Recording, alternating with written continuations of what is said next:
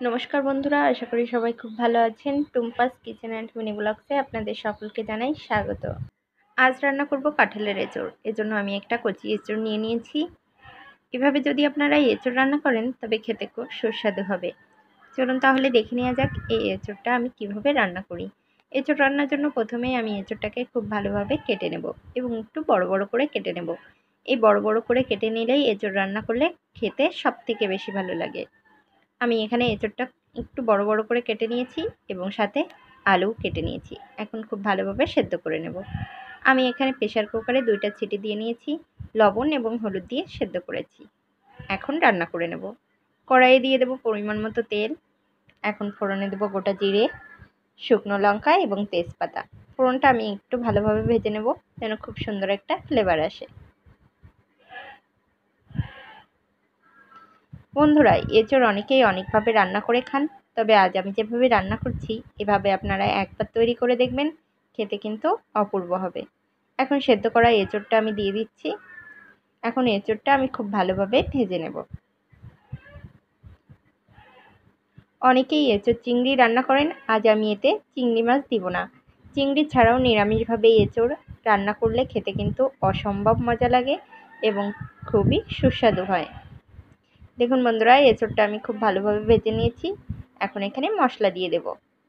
মশলার জন্য আমি এখানে হলুদ গুঁড়া, মরিচ গুঁড়া এবং আদা এবং জিরে বাটা নিয়ে নিয়েছি।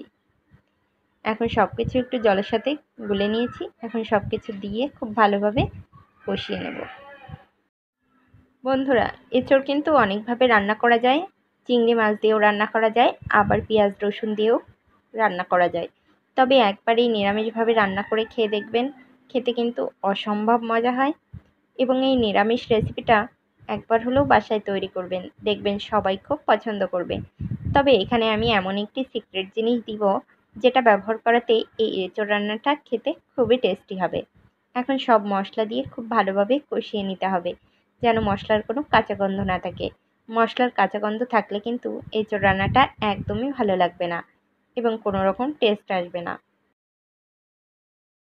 দেখুন বন্ধুরা, মশলাটা আমি খুব ভালোভাবে কষিয়ে নিয়েছি। এখন আমি এখানে দিয়ে দেব নারকেল বাটা। অবশ্যই আপনারা নারকেল বাটা দেওয়ার চেষ্টা করবেন, তবে কেউ চাইলে নারকেলের দুধও দিতে পারেন। আমি এখানে অল্প পরিমাণে নারকেল বাটা দিয়েছি, আপনারা বেশি পরিমাণও ব্যবহার করতে পারেন।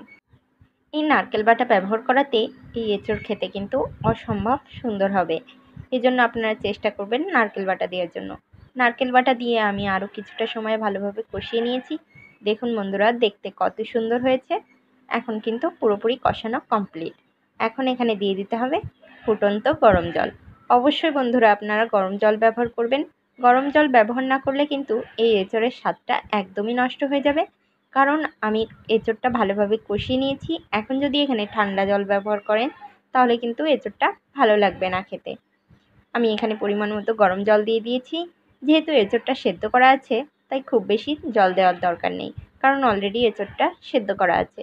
এখন খুব ভালোভাবে আমি নাড়াচাড়া করে মিশিয়ে দিচ্ছি এবং খুব ভালোভাবে ফুটিয়ে নেব।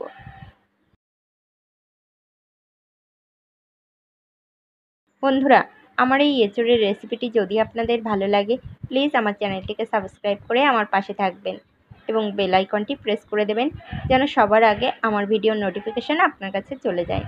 দেখুন বন্ধুরা, এঁচড়টা ফুটে উঠেছে। এখন আরও কিছুটা সময় আমি ফুটিয়ে নেব। এঁচড়ের ঝোলটা অনেকটা কমে গিয়েছে। এখন এখানে দিয়ে দেব গরম মশলা গুঁড়ো। কাঁঠালের এঁচড়ে যদি গরম মশলা ব্যবহার করা হয় স্বাদটা কিন্তু খুব ভালো আসে। এজন্য চেষ্টা করবেন গরম মশলা গুঁড়ো কিংবা গরম মশলা বাটা দেওয়ার জন্য। এখন আরও কিছুটা সময় আমি রান্না করে নেব। গরম ভাতের সাথে কিংবা রুটি পরোটার সাথে অসম্ভব সুন্দর লাগবে এই কাঁঠালের এঁচড়। দেখুন বন্ধুরা, রান্না একদমই কমপ্লিট হয়ে গিয়েছে। এখন আমি নামিয়ে নেব। নামিয়ে নিয়েছি। দেখুন বন্ধুরা, দেখতে কতটা ইয়ামি হয়েছে। সম্পূর্ণ ভিডিওটি দেখার জন্য অসংখ্য ধন্যবাদ।